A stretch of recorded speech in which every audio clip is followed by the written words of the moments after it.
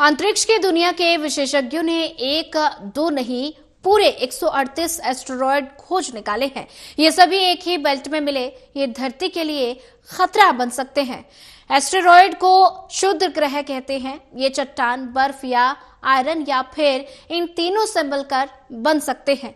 ये आकार में अलग अलग होते हैं और इनके खोज करने वाले विशेषज्ञों का कहना है कि ये सभी एस्टेरॉयड मंगल और गुरु ग्रह के बीच में मौजूद हैं। जानिए कैसे खोजे गए ये 138 एस्टेरॉयड और इनसे कितना खतरा, और रूस में जब एस्टेरॉयड फटे थे तो क्या हुआ था।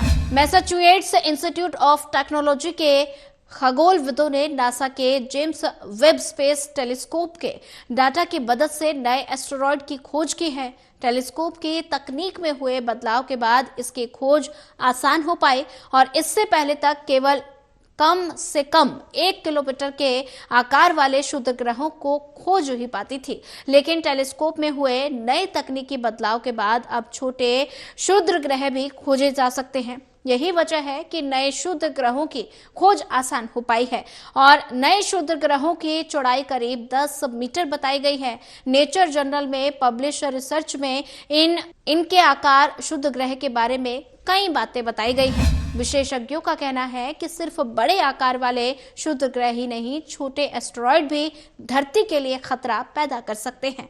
रूस में 1908 और 2013 में हुई ऐतिहासिक घटनाएं इस बात पर मोहर लगाती हैं। शुद्ध ग्रह से जुड़ी एक घटना 30 जून 1908 को रूस के साइबेरिया में हुई थी। ये घटना येनिसेस्किस गवर्नेट और काइस्रो यानार्स में पाजका मेया तुसुंगका नदी के निकट हुई थी। घटना के दौरान शुद्ध ग्रह पृथ्वी से 5 से 10 किलोमीटर ऊपर फटा था।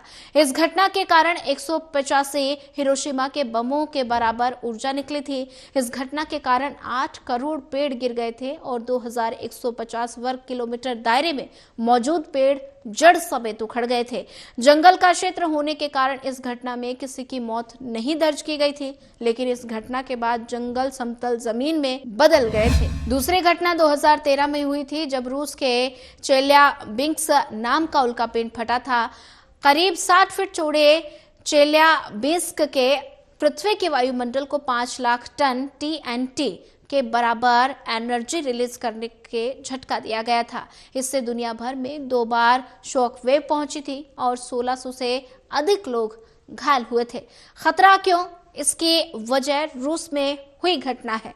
इन एस्टेरॉयड के कारण रूस में दुर्घटना हुई थी। वर्तमान में मिले एस्टेरॉयड का आकार भी लगभग उतना ही है।